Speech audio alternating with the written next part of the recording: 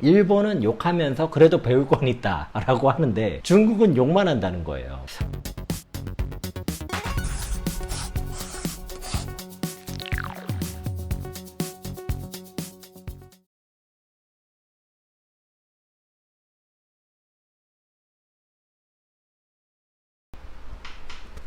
안녕하세요. 중국 현지의 상황을 보다 객관적이고 합리적으로 전달드리려고 노력하는 다문화 가정의 차코페페입니다. 다시 또 저희 채널을 찾아주셔서 진심으로 감사를 드립니다.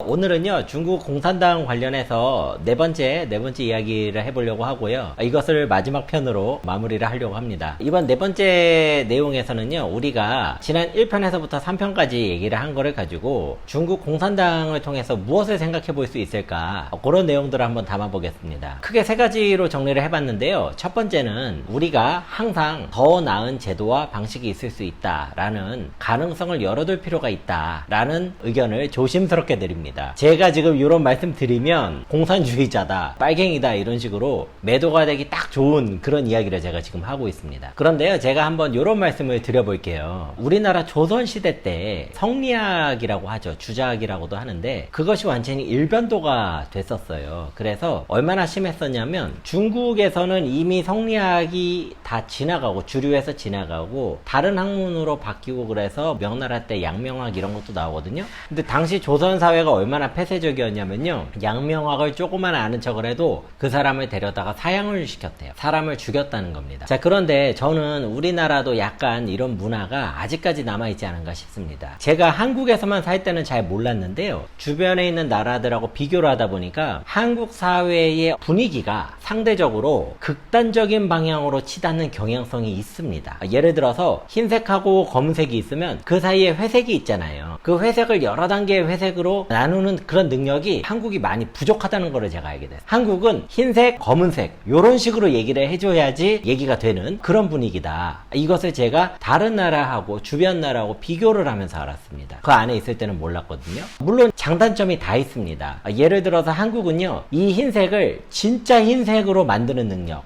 이 검은색을 진정한 검은색으로 만드는 능력이 상대적으로 탁월한 것 같습니다. 그러다 보니까 어떤 연구 개발이라든지 계속해가지고 그 분야를 매진을 하는 게 있다면 한국이 굉장히 유리한 것 같아요. 그래서 한국 사회의 어떤 특징도 제가 같이 많이 생각을 하게 됩니다. 어떤 하나의 색깔이 딱 정해지면은요, 한국 사회는 그 색깔이 가지고 있는 최대치를 뽑아내는 능력이 아주 탁월한 것 같아요. 제가 봤을 때. 그런데 문제는 그 색깔이 지금 상황에 맞느냐, 이거를 판단하는 능력은 현저하게 떨어진다는 생각을 해봅니다. 반면에 이제 중국을 한번 봐볼게요. 어디까지나 제가 이해하는 범위 내에서 말씀을 드리는 겁니다.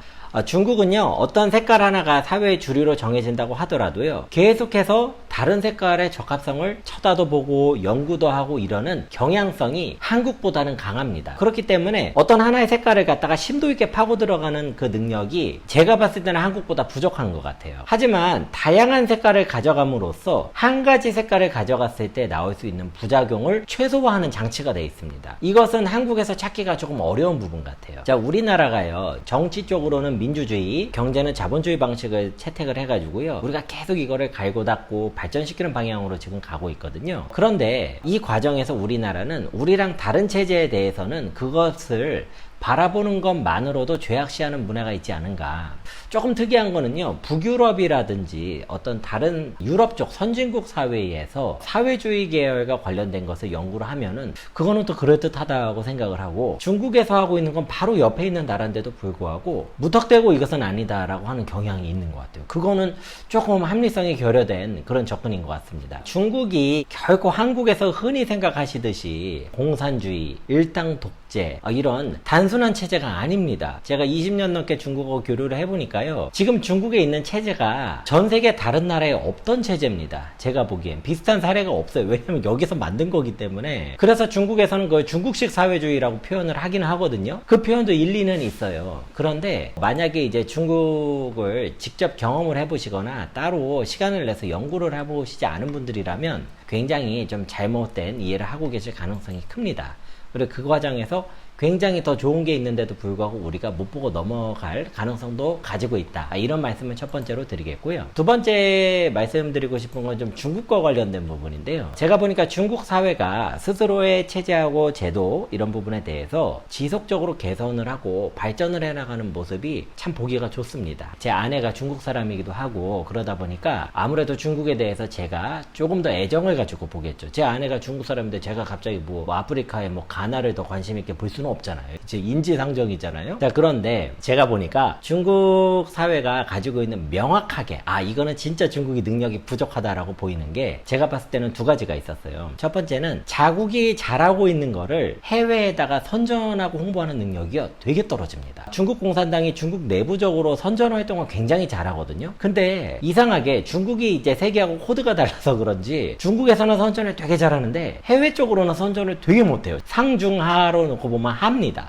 그 정도로 못해요. 그러다 보니까 다른 나라에서 중국에 대해서 엉뚱한 이해들을 하고 있는 경우를 많이 보고요. 두 번째로는 중국이 지금 만들어 나가는 게 어떤 글로벌 보편성을 가지고 가고 있지가 않습니다. 이거는 이제 중국 분들이 잘 모르실 것 같아요. 중국에서는 어떻게 지금 문제를 해결하기 위해서 이런 방법으로 가는데 중국을 제외한 글로벌이 다른 나라들이 어떤 세계적으로 가져오는 보편성이라는 게 있는데 중국은 조금 그거는 거의 고려를 안 하는 것 같아요. 그래서 이 두 가지가 중국 사회가 가지고 있는 뭐 약점이라면 약점 같은데 굉장히 아이러니하게도요. 이 두 가지가 한국 사회가 전 세계적으로 가장 강점을 가지고 있는 능력 중에 하나입니다. 이런 것도 좀 재밌어요. 보고 있으면. 제가 이제 중국 공산당 관련해서 영상을 올리면서 욕을 굉장히 많이 먹겠구나 이런 생각도 했었는데 생각만큼 욕을 많이 먹지는 않았습니다. 뭐 그거는 좋은 점이라면 좋은 점이라고 할 수 있는데 안 좋은 점이 있어요. 별로 사람들이 관심이 없습니다. 영상이 이게 터치하고 이러는 게 생각보다는 그렇게 크지는 않더라고요. 제가 중국에서 이렇게 계속 살다 보니까 중국에 살고 계시는 한국 분들이 종종 겪게 되는 어떤 그 패턴이 있어요. 뭐냐면요. 처음에 중국에 오신 지 몇 달 정도가 되면은요. 너무 이분이 당황하시는 거예요. 내가 아는 중국은 막 사람들 너무 많고 무질서하고 엉망진창이고 이런 줄 알았는데 살면 살수록 그게 아닌 거예요. 상당 부분 한국보다 더 나은 거예요. 중국이. 제가 또 이런 말씀 드리면은 쟤는 무슨 뭐 공산당의 사주를 받고 하는 거 아니냐 뭐 이렇게 말씀을 하실지 모르겠는데 제가 그렇다고 거짓말을 할 수는 없지 않습니까? 그게 사실이거든요, 여러분. 그러면 이분들이 처음에 그 몇 달 동안 변화를 보면서 되게 놀라십니다. 내가 알았던 중국은 도대체 뭐였지? 그리고 본인이 한국에서 접했던 중국은 어떤 가공의 형태라는 거를 이때 알게 돼요. 이 1단계입니다. 1단계. 자, 그 다음 2단계가 뭐냐면요. 그거를 한국에 계시는 지인분하고 교류를 하다가 언급을 하세요. 그러면은 100%는 정도고 99.9% 한국에 계신 분들이 이런 식의 반응을 보입니다. 너 중국 사람 다 됐구나. 너 중국화 됐어. 얘 지금 중국에 물들었네. 이런 식의 반응을 이제 보면서 막 내적 갈등을 일으키세요. 이게 2단계입니다. 3단계가 되면은 뭐가 있냐면요. 이분들이 이제 내가 굳이 상처를 받으면서까지 너희들이 잘못 가지고 있는 거를 교정해주고 싶지가 않아요. 그냥 너희 생각하고 싶은 대로 생각해. 근데 니네가 생각하는 중국은 어차피 아니야. 지금 그런 거 없어. 알면서도 말을 안 해요. 포기하는 거죠. 그러고 자기 실속을 차립니다. 중국에 좋은 거나 좋은 기회가 있으면 아예 알려주지도 않아요. 말을 해봤자 이거를 설명하는 게 더 힘드니까 그냥 자기가 그거를 인조이 한다든지. 그래서 이런 3단계가 조금 있는 것 같은데 이런 부분들도 되게 조금 아쉬운 부분이에요. 만약에 중국이 자기가 가지고 있는 장점을 잘 홍보하고 글로벌 보편성에 맞춰가면서 커뮤니케이션 할 수 있는 능력이 있다면 이런 부분들은 많이 개선되지 않을까 하는 생각을 합니다. 마지막 세 번째로 제가 중국 공산당 관련해서 말씀을 드리고 싶은 거는요. 저는 이렇게 생각을 합니다. 제가 한국 사람으로서 우리 한국이 중국이라는 나라 옆에 있다는 것은 저는 큰 행운이라고 생각을 합니다. 이게 제가 말씀드리고 싶은 세 번째예요. 보통 한국에서 중국 옆에 있다는 것이 좋다 혹은 좋은 기회다라고 말씀을 하시는 분들은요. 대부분 경제적인 측면에서 돈을 벌기 좋다, 이윤을 얻기 좋다라는 측면으로 접근을 하세요. 그래서 중국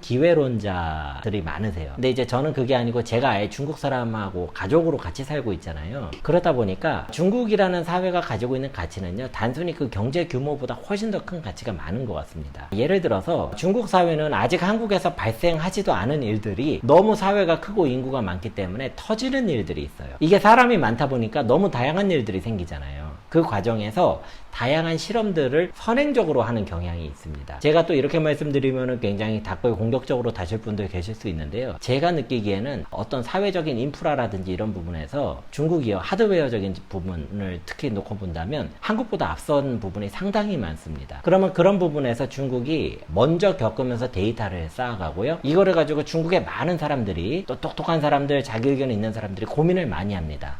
그래서 거기서 나온 어떤 답들이 있습니다. 이것은 우리가 겸손한 마음으로 객관적인 태도를 가지고 배울 수만 있다면 한국이 굳이 그 과정을 거치지 않고서도 쉽게 배울 수 있는 것들이 많아요. 그게 사회 인프라적인 것만 있는 게 아니고요. 그 질서를 유지를 하는 방법이라든지 아니면 어떤 문제를 해결하는 방식이라든지 이런 것들이 중국이 가지고 있는 그 특유의 보편성이 있습니다. 그런 부분들도 우리가 만약에 객관적인 태도로 굉장히 우리가 색깔을 조금 버리고 그냥 허심탄회하게 좋은 것은 좋다라고 인정하는 마음으로 본다면 중국은 굉장히 우리한테 큰 행운이다. 이런 생각으로 제 3가지 의견을 마무리를 드리려고 합니다.